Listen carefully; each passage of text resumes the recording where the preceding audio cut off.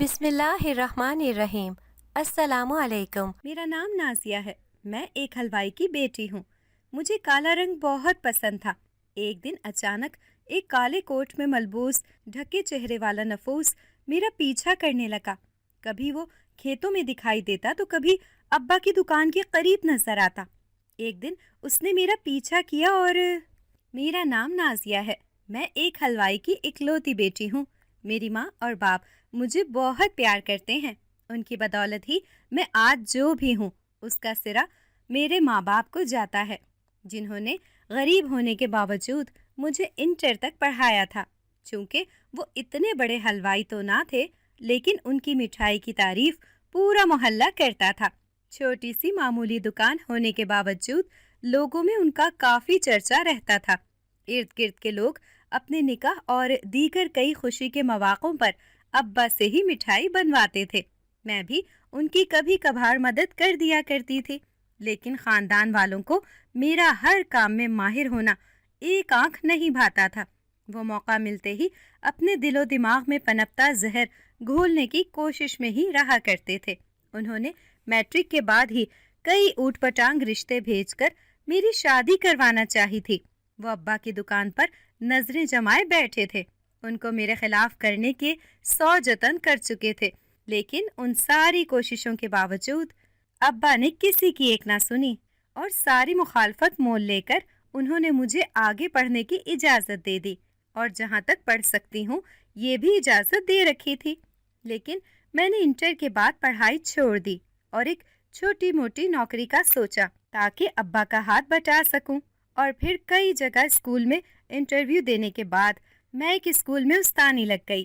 میری نوکری اچھی جا رہی تھی، لیکن ایک دن اچانک ہی ابا کی طبیعت بگڑنے لگی اور انہیں دوا خانے لے جایا گیا۔ معائنے کے بعد پتہ چلا کہ ابا کو شوگر ہے اور ساتھ ہی ٹی بی کی بھی شکایت ہے۔ انہیں کام سے تھوڑا آرام کی ضرورت ہے، سو میں نے نوکری چھوڑ دی اور حلوائی کی دکان کے کام میں ان کی مدد کرنے لگی۔ اس کے ساتھ امی بھی تھوڑی بہت مدد کر دیا کرتی تھیں۔ اس کام میں بھی اچھا خاصا گزارا ہو جاتا تھا، لیکن ابا کی دوا کے لیے مجھے کچھ کام اور کرنا ہی تھا۔ اس لیے میں نے اسکول کے ذریعے کچھ ٹیوشن کے بچے گھر بلوا لیے تھے۔ اس اسکول کی پرنسپل اچھی تھی، انہوں نے رحم دلی دکھائی تھی۔ زندگی گزر ہی رہی تھی، ابا کا علاج بھی جاری تھا، لیکن اچانک ایک دن ایک عجیب سا واقعہ رونما ہوا جس نے مجھے دہلا کر رکھ دیا تھا اور میں حقیقی معنوں میں چکرا کر رہ گئی تھی۔ نازیہ، آج تم دکان پر مت جاؤ، گھر پر کچھ مہمان آنے والے ہیں۔ میں صبح سویرے اٹھ کر سب سے پہلے نماز پڑھتی ہوں اور پھر قرآن پاک پڑھنے کی تلاوت کر کے ناشتہ کرنے کا وقت ہوتا تھا۔ اس کے بعد اماں کے ساتھ گھر کی صفائی ستھرائی میں تھوڑا ہاتھ بٹا کر ابا کی طرف دکان چلی جاتی تھی، جبکہ ابا نماز اور ناشتہ کر کے فوراً چلے جاتے تھے۔ میں صبح اٹھی اور معمول کا کام کر کے جب دکان جانے کی تیاری کرنے لگی تو امی تذبذب کا شکار سی کمرے میں چلی آئیں اور مجھے دیکھ کر دکان نہ جانے کا کہا۔ میں تھوڑی حیرت اور تعجب سے پلٹ کر انہیں دیکھنے لگی۔ جانے کیوں مجھے کچھ عجیب سے احساس نے گھیر لیا تھا۔ کیوں میرا ہونا ضروری تو نہیں ہے؟ ویسے بھی مہمان ہیں کون جن کے سامنے میرا ہونا ضروری ہے؟ میں نے پلٹ کر امی کو دیکھ کر تعجب سے پوچھا، جبکہ دکان جانے کے لیے گھر میں موجود مٹھائی کا سامان ایک شاپر میں ڈالنے لگی۔ جب ڈال چکی تو امی خاموش کھڑی تھی، جیسے کچھ بولنا چاہتی تھی لیکن بول نہیں پا رہی تھی۔ میں انہیں حیرانگی سے دیکھنے لگی۔ آج سے قبل ان کا ایسا انداز میں نے کبھی نہیں دیکھا تھا۔ کیا ہوا ہے؟ سب ٹھیک ہے نا؟ کوئی پریشانی ہے تو بتا دیں، خاموش رہ کر پریشان کر رہی ہیں۔ میں نے انہیں نظروں سے جانچتے ہوئے سوال کرتے ہوئے ہمت دی تاکہ ان کے ذہن میں جو چل رہا تھا وہ زبان پر آ سکے۔ تمہاری پھپھو نے ایک رشتہ دیکھا ہے اور وہ آج تمہیں دیکھنے آنا چاہتے ہیں۔ امی نے بالآخر تھوڑا ہچکچاتے ہوئے بلی تھیلے سے نکال ہی دی تھی۔ مجھے تبھی منفی سوچوں نے گھیر رکھا تھا کہ میری مرضی کے خلاف ہونے والا ہے یا ہو جائے گا۔ اس پل بھی میں بے یقینی سے ماں کو دیکھتی رہ گئی تھی۔ ماں سوائے اس کے لب سل چکے تھے۔ آپ نے رشتے تلاش کرنا شروع کر دیے اور مجھے بتانا بھی گوارا نہیں کیا۔ گھر کے حالات دیکھ رہی ہیں، ابا کی کیا حالت ہے۔ اس وقت شادی رشتے ڈھونڈنا، مہمانوں کا آنا، یہ سب بہتر نہیں ہے، لیکن پھر بھی آپ کر رہی ہیں؟ میں نے مٹھائی کے سامان کا شاپر تھوڑا دور پلنگ پر پٹکتے ہوئے غیر معمولی آواز میں چٹک کر پوچھا۔ امی میرے برہم ہونے پر حواس باختگی کا شکار ہو گئی تھیں، لیکن مجھے بھی احتجاجاً چیخنا پڑ رہا تھا، اور وہ بھی اس بات سے بخوبی واقف تھیں۔ بیٹیوں کو وقت سے پہلے رخصت کر دینا چاہیے، اور یہی تمہارے ابا کی بھی خواہش ہے۔ وہ تمہیں اپنی زندگی میں ہی رخصت کرنا چاہتے ہیں۔ تم جانتی ہو ان کے فیصلے کے بنا میں کچھ بھی نہیں کر سکتی۔ امی نے نڈھال ہوتے ہوئے وہیں قریب ہی پلنگ پر براجمان ہوتے ہوئے مجھے دیکھ کر ابا کی خواہش کا بھی اظہار کیا۔ ابا آج کل زندگی سے کافی حد تک مایوس ہو چکے تھے۔ ان کے انداز نے مجھے بے حد مایوس کر دیا تھا، اور آج کے اس قدم سے تو مانو مجھے بھی غصہ دلا دیا تھا۔ میں سر جھکائے ابا کی دن بدن کی بڑھتی ہوئی مایوسی کے متعلق سوچنے لگی، کس طرح انہیں اس سے نکالوں۔ ساتھ ہی جی بھر کے پھپھو پر بھی غصہ آنے لگا، جنہوں نے رشتہ لانے کا ٹھیکہ لے رکھا تھا، بجائے یہ سوچنے کے کہ ان کے بھائی کی طبیعت بگڑتی چلی جاتی ہے۔ وہ ہمارے گھر میں شادیانے کے ڈھول بجوانے کی خواہش مند تھی۔ ابا سے تو میں نمٹ لوں گی، فی الحال آپ انہیں فون کر کے انکار کر دیں، ورنہ میں خود انکار کرنا جانتی ہوں۔ میں نے کافی دیر اس پہلو پر غور کرنے کے بعد اٹھ کر اپنا عبایا اوڑھا، ساتھ ہی اماں کو بھی حکم دیا تھا، اور وہ مجھے میرے حد درجہ بگڑے ہوئے انداز کو بھانپ کر مجھے ہی گھورنے لگی۔ ماں باپ کی موجودگی میں بیٹی کا بیاہ دیا جانا بہتر ہوتا ہے۔ ان کے بعد رشتہ دار کسی بھی ناقابل قبول کھونٹے سے باندھ دیتے ہیں۔ ہمیں ہمارا کام کرنے دو۔ اب میں بھی اتنی بوڑھی نہیں ہوئی کہ تمہارے ابا کی مدد نہ کر سکوں۔ بے فکر رہو، سارے کام بر وقت مکمل طور پر ٹھیک ٹھاک ہو جایا کریں گے۔ ہم دو ہی تو لوگ ہیں، 2 وقت کی روٹی ہی تو کھانی ہے، بس تم حامی بھر لو۔ دیکھو تمہارے ابا کی بھی یہی خواہش ہے۔ امی کے خدشات بھی اپنی طرف سے بالکل ٹھیک ہی تھے۔ ماں باپ کے ہونے کے باوجود ابا کے بھائیوں کو میں ایک آنکھ نہیں بھاتی تھی۔ پہلے میری پڑھائی پر جملے کسنا، اس کے بعد اسکول کی نوکری، اور پھر اب ابا کے ساتھ دکان میں مدد کرنے سے بھی انہیں مسئلہ تھا۔ یہ نہیں تھا کہ وہ بھائی کی بیماری پر اس کی مالی مدد کر دیں، تھوڑا ہاتھ بٹا دیں، لیکن یہ سب کرنے کے بجائے وہ جملے ضرور کستے یا پھر ایسی بات کہہ جاتے جو برداشت کرنے کے قابل تو نہیں ہوتی تھی، لیکن مجبوراً چپ رہنا پڑتا تھا۔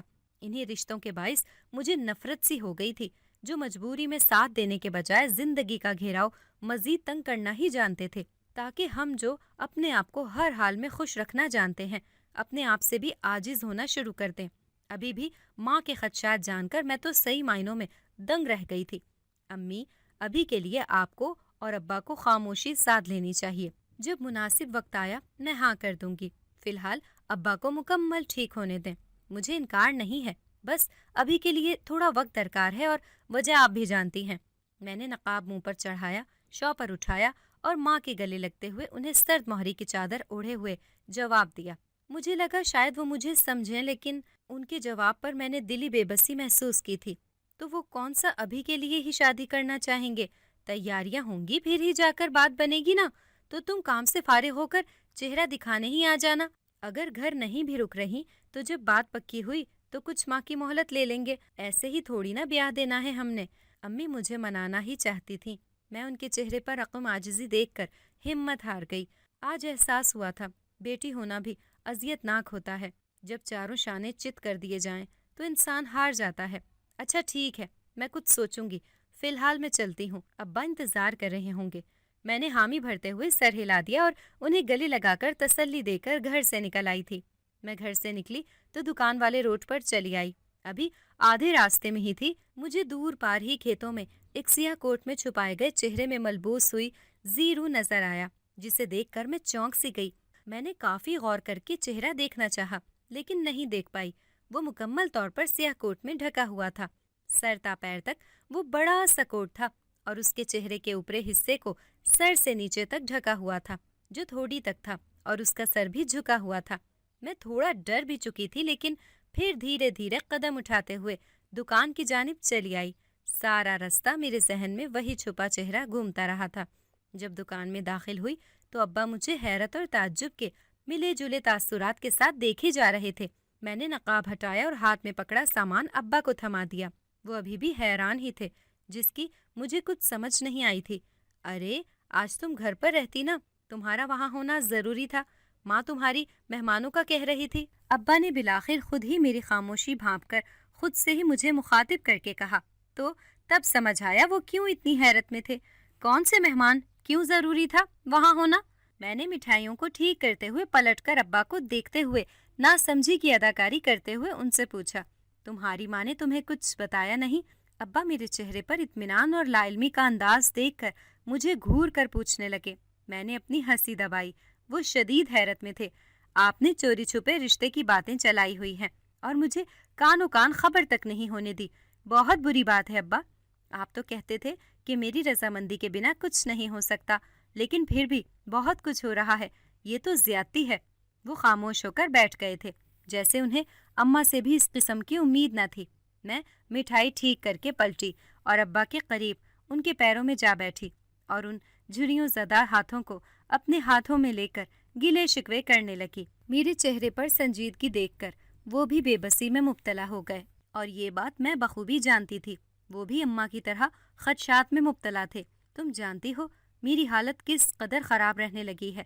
اپنی زندگی میں ہی تمہیں خوش دیکھنا چاہتا ہوں، ورنہ جس قدر یہ خاندان تمہاری آزادی پر آگ بگولا ہوتا ہے، میری غیر موجودگی میں تم سے سارے بدلے لے گا۔ ابا نے اپنے خدشات ظاہر کرتے ہوئے میرے سر پر اپنا کپکپاتا ہوا ہاتھ دھرا۔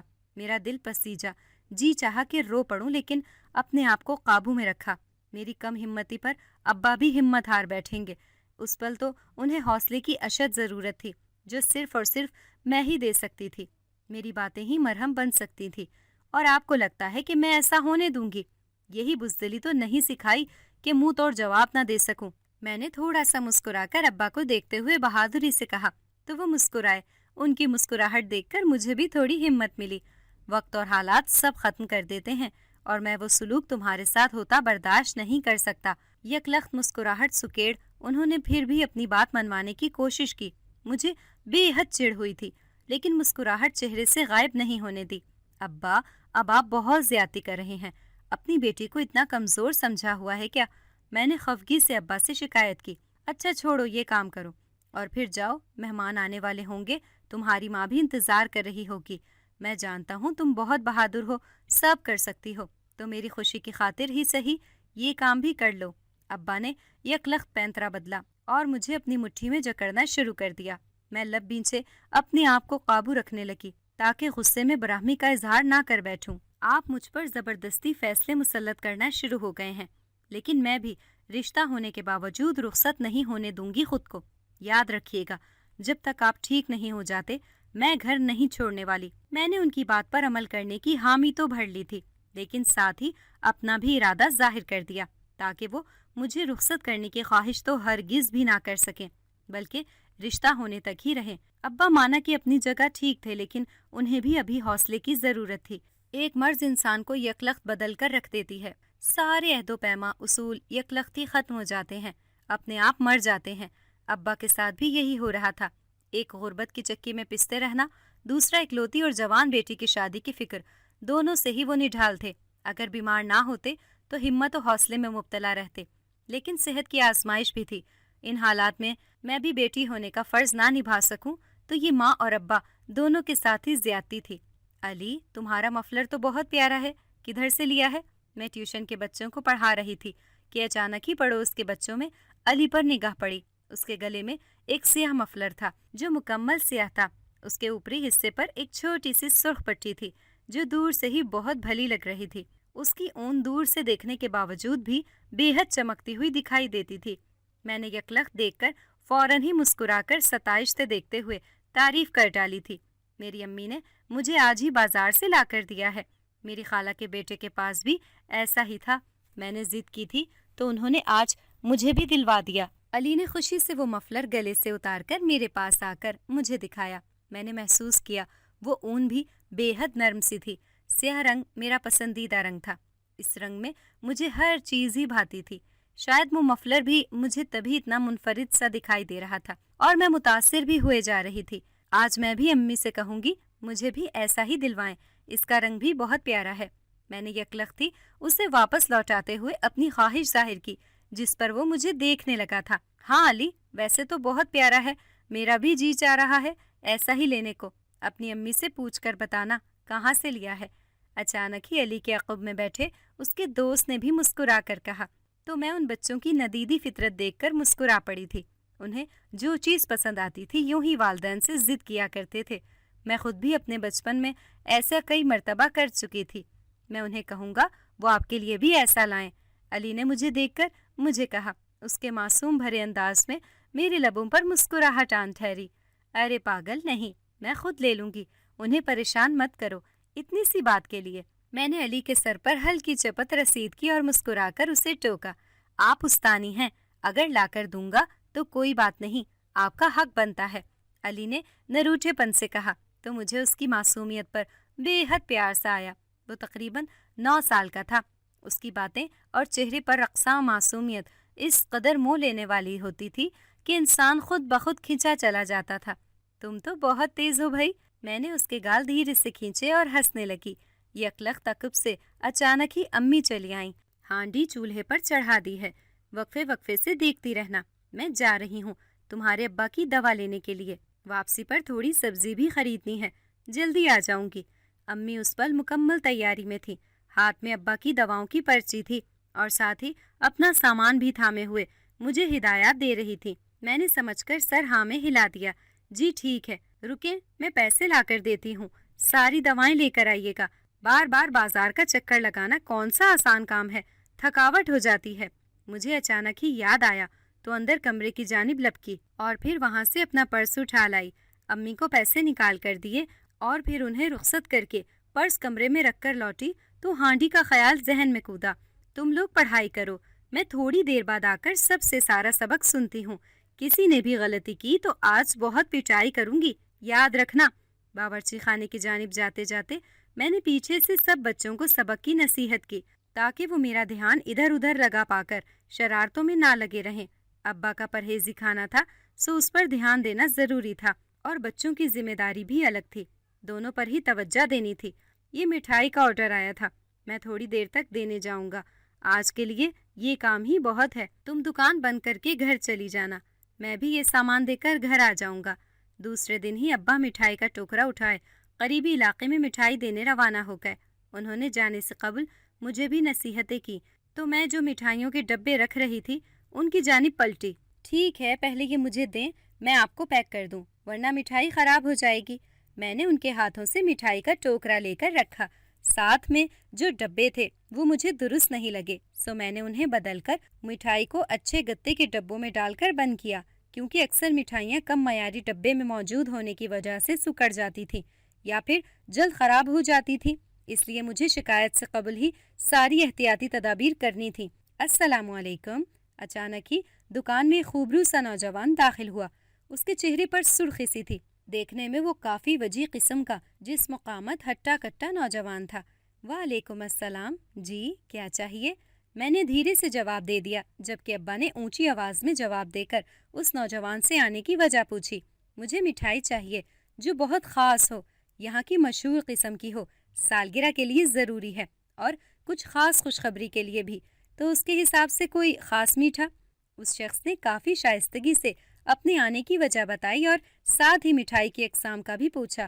میں پہلی مرتبہ یوں اس قدر خیال کرنے پر حیران ہوئی تھی۔ لوگ اکثر کم قیمت اور چھوٹی چھوٹی مٹھائیوں کا کہتے تھے کہ پیسے بھی کم لگیں اور چیز بھی تھوڑی کم ہی ہو۔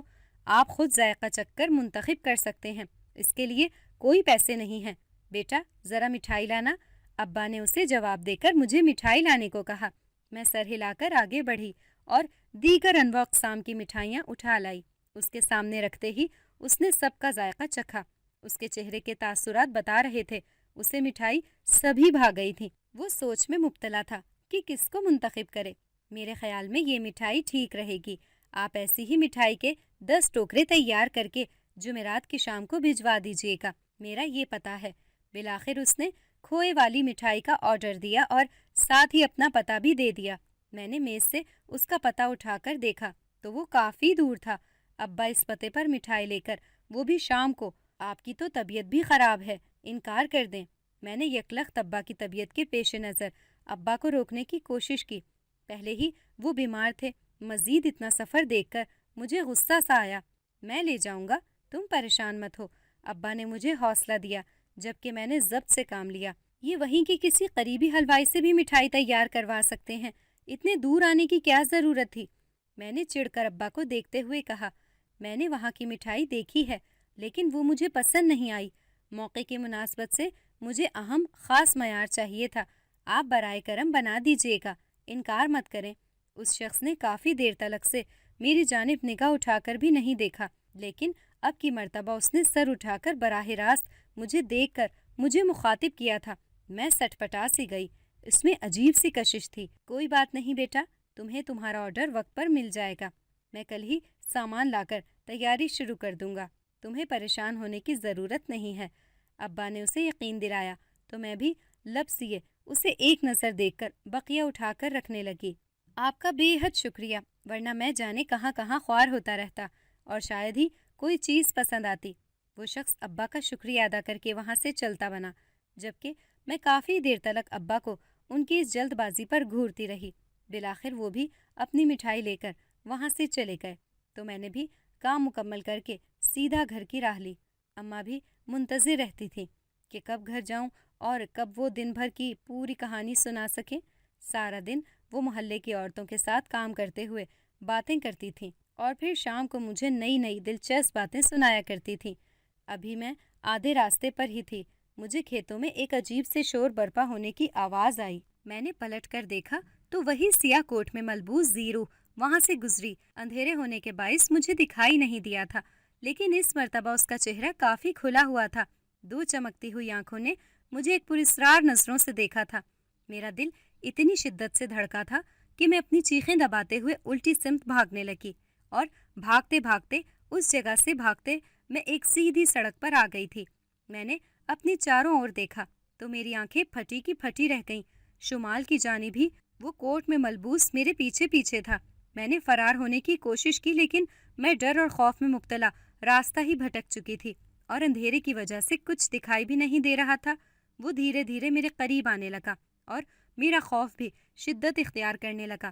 میں نے دل ہی دل میں اللہ کو مخاطب کیا اور دعائیں کرنے لگی۔ یہاں کیا کر رہی ہو؟ اس راستے پر آنا ضروری تھا۔ یکدم میرے کانوں میں ابا کی آواز گونجی۔ میں پلٹی تو سامنے ہی کھڑے تھے۔ دل ہی دل میں اللہ کی بھیجی گئی مدد پر شکر ادا کر کے پلٹ کر اس کوٹ میں ملبوس زیرو کو دیکھا تو وہاں کوئی بھی موجود نہ پا کر مجھے مزید دھچکا سا لگا۔ کیا ہوا ہے؟ اتنی بھوکلاہٹ کا شکار کیوں لگ رہی ہو؟ ابا نے مجھے خاموشی سے بنا جواب دیے دائیں بائیں حیرت سے نظریں دوڑاتے ہوئے دیکھا تو چٹک کر پوچھا، تھے تو وہ بھی روایتی باپ ہی، یوں تنہا اس راہ میں دیکھ کر تھوڑا سرد لہجے میں سوال کر رہے تھے۔ کچھ نہیں ابا، سوچا آج اس راستے سے چلتی ہوں۔ میں نے یکلخت نفی میں سر ہلا کر انہیں مطمئن کیا، اس ڈر سے کہ وہ اس سے بھی زیادہ برہم نہ ہو جائیں۔ لیکن آئندہ دھیان رکھنا، یہ راستہ ٹھیک نہیں ہے۔ ابا نے سر پر ہاتھ دھرتے ہوئے مجھے نصیحت کی اور میں ان کے ساتھ گھر کی جانب جانے لگی۔ اس سے قبل میں نے ایک مرتبہ پھر سے مڑ کر پیچھے دیکھا تھا، لیکن کوئی بھی نہ پا کر حیرت میں گھری رہ گئی۔ یہ کس نے رکھا ہے؟ میں کمرے میں آئی تو مجھے اپنی چارپائی پر ایک مفلر دکھائی دیا جو مکمل سیاہ تھا۔ اس کی چمک اس قدر حسین تھی، میں دیکھتے ہی مسکرانے پر مجبور ہو چکی تھی، اور پھر یکلختی دل میں بڑبڑائی، شاید اماں لے آئی ہوں گی۔ میں نے سوچا، لیکن خیال آیا کہ وہ ایسے نہیں لاتی، اگر لائیں بھی تو ہاتھوں میں نظر آ جاتا ہے۔ لیکن سارا دن میں نے یہی سوچا اور پھر امی سے جا پوچھا۔ انہوں نے لا علمی کا اظہار کیا تو میرا دھیان علی کی جانب چلا گیا، لیکن دوپہر کے پل اسے بلانا مناسب نہیں سمجھا اور اس کے آنے کا انتظار کرنے لگی۔ ویسے بھی ٹیوشن میں کچھ ہی وقت رہ گیا تھا۔ علی میرے کمرے میں یہ سیاہ چنری تم لائے تھے کیا؟ شام کو علی ٹیوشن پڑھنے آیا تو میں نے اسے کمرے میں بلایا اور پھر اس سے اس مفلر کے بارے میں پوچھا تو وہ دیکھ کر چونک اٹھا تھا۔ نہیں باجی، میں کیوں لاؤں گا؟ وہ نفی میں سر ہلانے لگا اور میں مزید حیرت میں گھرتی چلی گئی۔ اس دن میں نے ہی تمہیں کہا تھا نا کہ مجھے سیاہ چنری پسند ہے۔ اگر تم نے نہیں رکھی تو کس نے رکھی ہے؟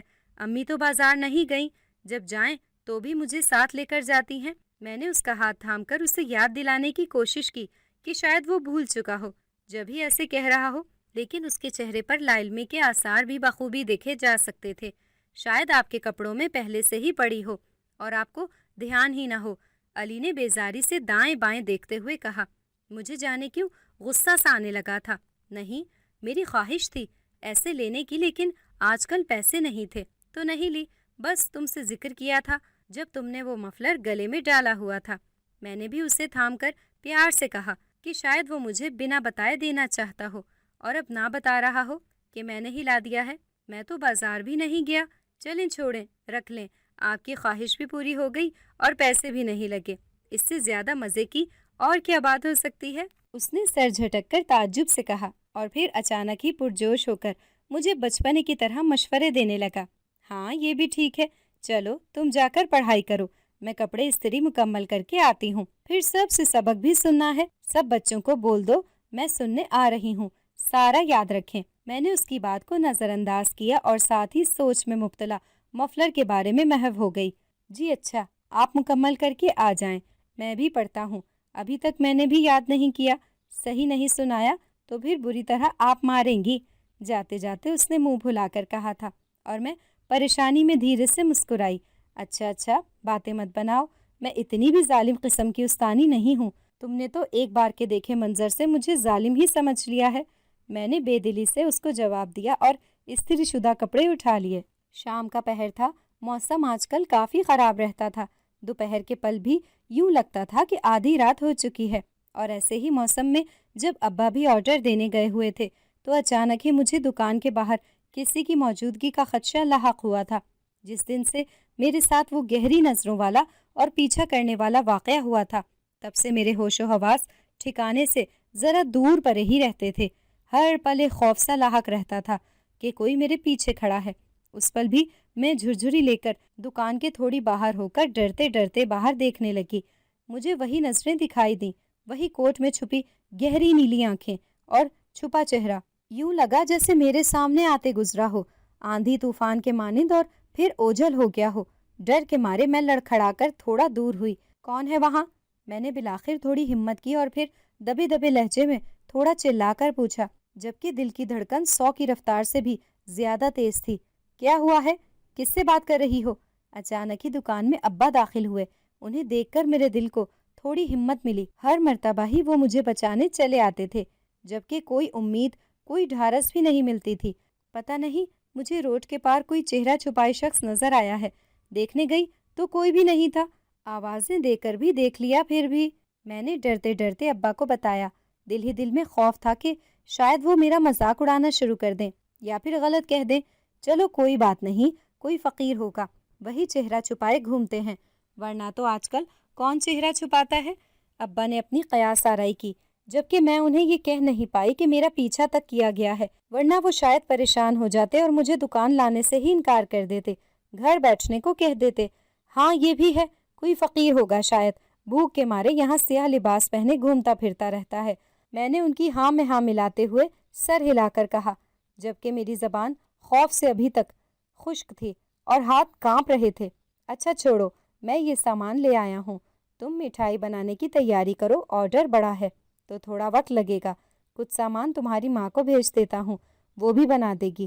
ابا نے مجھے سامان پکڑایا اور ساتھ ہی مٹھائیوں کی تفصیل بتانے لگے۔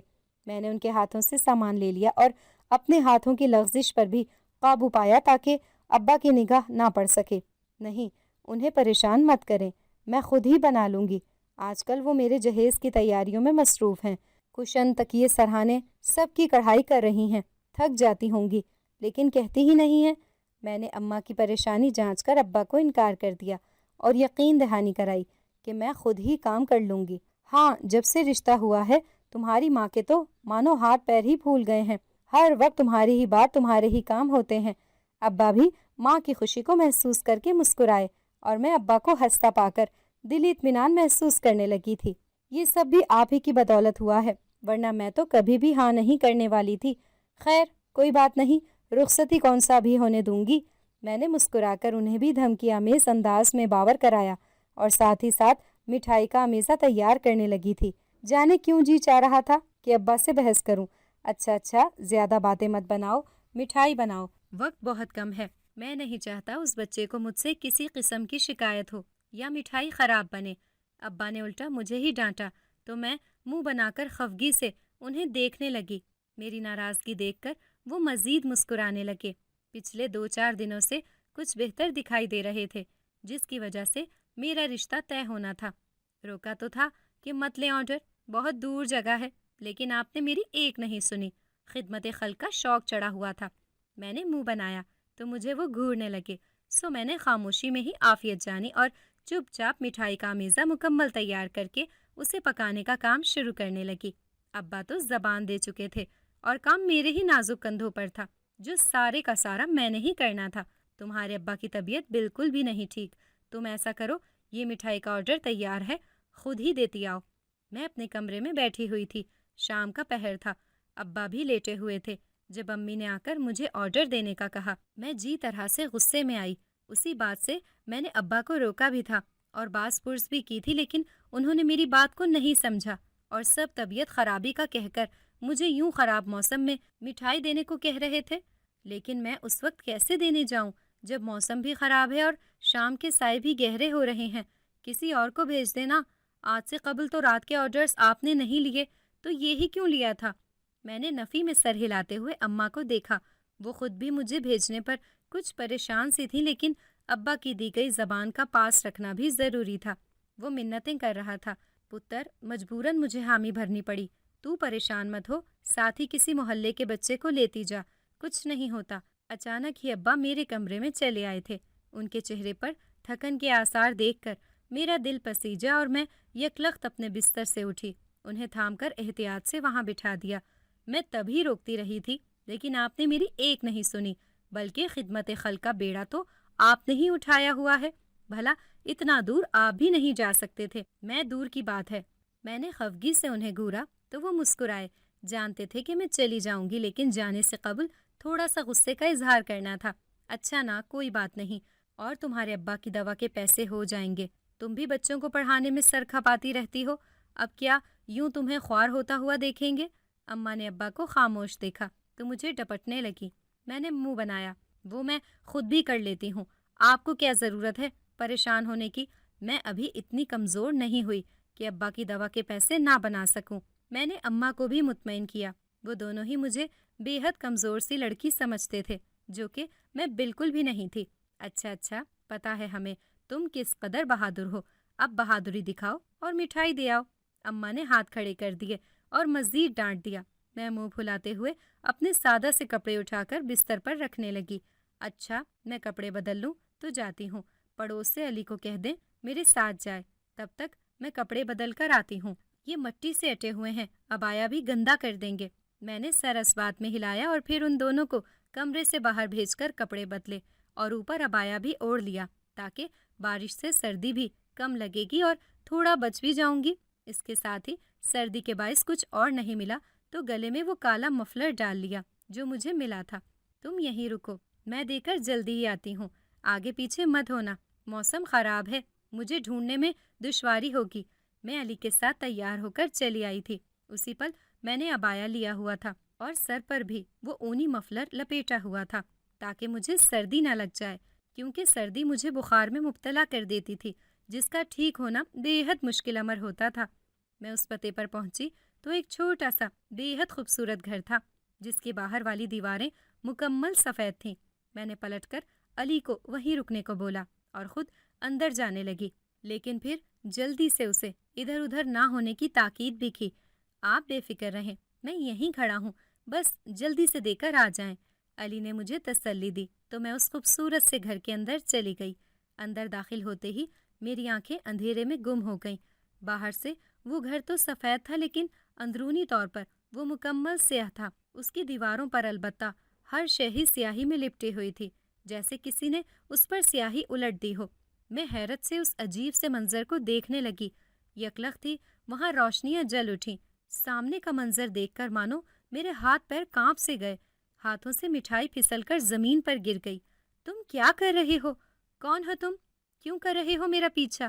میں نے سامنے ہی اس سیاہ کوٹ میں ملبوس زیرو کو دیکھ کر چیخ کر کہا۔ وہ میرے سوال پر پلٹا اور اپنا ڈھکا ہوا چہرہ الٹ دیا۔ اس کے چہرے کو دیکھ کر میں مزید حیرت میں گھر گئی۔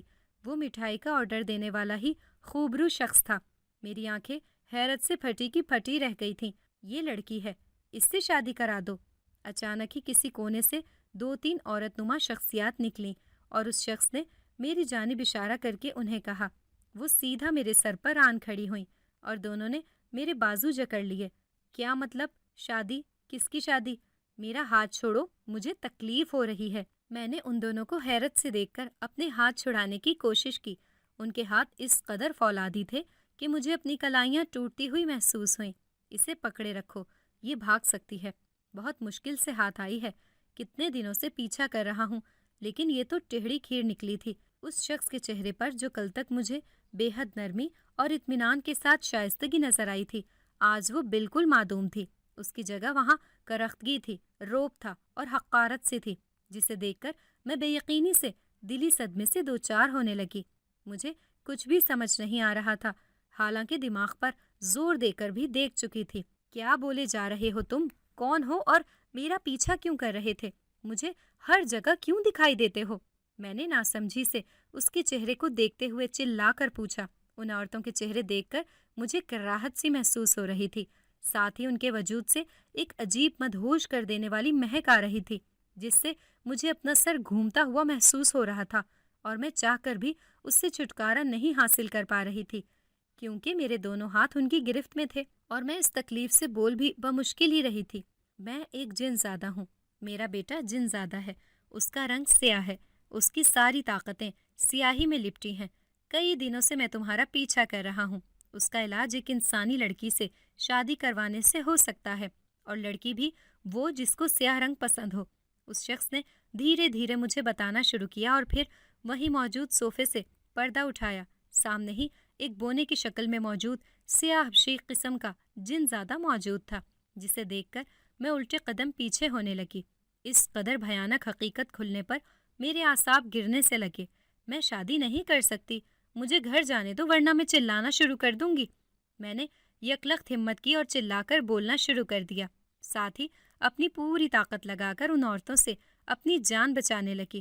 مجھے اب دکھائی دینا شروع ہوا تھا۔ اس گھر کی دیواروں پر کھوپڑیاں لٹک رہی تھیں، چاروں جانب ایک عجیب سی بو کا منظر تھا۔ وہ شخص بھی ایک جن زادے کے روپ میں آ چکا تھا، سخت چٹانوں سا انداز، چہرے پر کھردرا پن اور پتھریلی سی صورت۔ تم ایک ویرانے میں آ چکی ہو، یہاں تمہارا چیخنا چلانا بیکار جائے گا، تم میری تحویل میں ہو۔ اس نے میرے قریب آ کر اپنا چہرہ میرے سامنے جھکا کر مجھے ہنستے ہوئے اطلاع دی، تو میں مزید خوف میں گھرتی چلی گئی۔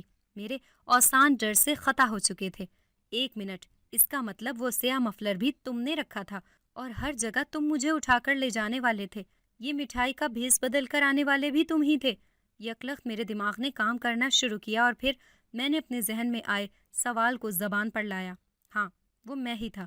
تم سیدھی طرح ہاتھ ہی نہیں آ رہی تھی، سو مجھے الٹا طریقہ آزمانا پڑا، اور اس مفلر کی طاقتوں سے ہی تم آج یہاں ہو، ورنہ تم کبھی بھی نہ آتی۔ اس نے ہنستے ہوئے اپنی ہر بات کا اعتراف کرنا شروع کر دیا۔ میرے سارے منفی خدشات حقیقت ثابت ہو رہے تھے، اور میں مزید ڈرتی جا رہی تھی۔ مجھے جانے دو، میں یہ شادی نہیں کر سکتی، مجھے چھوڑ دو، یہ گناہ ہے۔ میں نے روحانسی ہو کر چلانا شروع کر دیا۔ تم مدد کر رہی ہو، کوئی گناہ نہیں ہے۔ جس دن میرے بیٹے کی طاقتیں مکمل ہو جائیں گی، تمہیں میں خود یہاں سے تمہارے گھر روانہ کر دوں گا۔ اس نے مجھے ایک امید بھری نگاہ سے دیکھ کر کہا، تو میں نے حقارت سے منہ پھیر لیا۔ وہ ایک مفاد پرست جن زادہ تھا، جس کو اپنے ہی کام سے مطلب تھا، جس کے لیے وہ اس قدر لمبی ترین چال چل چکا تھا۔ یہ امید بھری نظریں بھی ایک قسم کی چال ہی تھیں جس میں وہ مجھے لانا چاہتا تھا، مگر مجھے اس کی ان نگاہوں میں بھی سازش اور مطلب پرستی دکھائی دے رہی تھی۔ نہیں، میں ایسا نہیں کر سکتی، میں باپ کو شرمندہ نہیں کر سکتی۔ چھوڑو مجھے، میں کہہ رہی ہوں، میرا ہاتھ چھوڑو، میں نے چیخ کر کہا، اور پھر ان عورتوں کو غصے اور جنون سے دیکھا تاکہ وہ میرے ہاتھ چھوڑ دیں۔ لے جاؤ اسے اور عروسی لباس پہنا کر لاؤ، اگر شور مچائے تو زور زبردستی کا حق میں تمہیں دیتا ہوں۔ جن زادے نے ان عورتوں کو حکم دیا تو میں نے چھینا جھپٹی شروع کر دی۔ اسی اثنا میں میرا ہاتھ 2 قدم دور صوفے پر بے سود پڑے اس کے بیٹے کی گردن پر جا لگا۔ میں نے یکلخت ان کو دھمکایا اور ڈرانا شروع کر دیا۔ میرے چہرے سے صاف ظاہر تھا کہ میں اس بے جان پڑے جن زادے کو مارنے والی ہوں۔ ساتھ ہی ساتھ میں نے دل ہی دل میں درود پڑھنا شروع کر دیا تھا۔ اچانک ہی مجھے وہاں سفید دھواں پھیلتا ہوا دکھائی دیا، اور وہ عورتیں اور جن زادہ چیخنے چلانے لگے۔ انہوں نے جان لیا کہ میں کوئی دم کر رہی ہوں۔ ان کے ہوا میں تحلیل ہونے کی دیر تھی۔ میں الٹے قدم باہر کی جانب بھاگی۔ وہ جن زادے آگ کے شعلوں سے یکلخت دھواں بن کر فضا میں تحلیل ہو چکے تھے۔ آپ نے اتنی دیر لگا دی، میں کب سے ٹھنڈ میں کھڑا ہوں، میں بھی کاش ساتھ ہی چلا آتا۔ میں چہرے پر ہوائیاں اڑے اس گھر سے باہر بھاگی، سامنے ہی علی کانپتے ہوئے مجھے بولا تو میں نے اس کی بات کو نظر انداز کر کے اس کا بازو پکڑے آگے چلنے لگی۔ میرے قدموں کی رفتار تیز تھی۔ ہاں، بس تھوڑا وقت لگ گیا۔ چلو جلدی جلدی تیز قدموں سے بھاگو۔ میں نے جاتے جاتے اس کو بھی جواب دیا تاکہ وہ مزید کوئی سوال نہ کر سکے، جبکہ وہ میرے چہرے کی اڑی ہوائیاں دیکھ کر کافی پریشان تھا، لیکن میں نے اسے یہ بات بتانا مناسب نہیں سمجھا اور سیدھا گھر جا کر ہی دم لیا۔ اس حادثے سے مجھے تو یوں لگا جیسے مجھے ایک نئی زندگی ملی ہو۔ گھر واپس آ کر میں بالکل گمسم سی رہنے لگی۔ اماں نے دیر لگانے کی وجہ پوچھی تو میں نے موسم خرابی کا بہانہ کر دیا۔ اس کے بعد دکان پر جب بھی دور جگہ کا آرڈر ملتا، میں یکلخت سرد مہری سے ابا کو ٹوک دیتی۔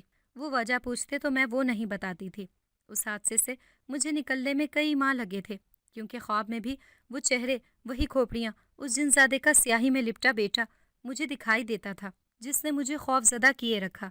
لیکن اس سے نکلنے میں میری مدد قرآن پاک نے کی، اور اللہ تعالیٰ سے دعاؤں کا نتیجہ تھا کہ میں سنبھل گئی تھی۔ اگر آپ کو ہماری آج کی کہانی پسند آئی ہے تو اسے لائک کریں، شیئر کریں اور چینل کو سبسکرائب کرنا مت بھولیے گا تاکہ آپ کو ہر نئی آنے والی ویڈیو کا نوٹیفیکیشن بر وقت ملتا رہے۔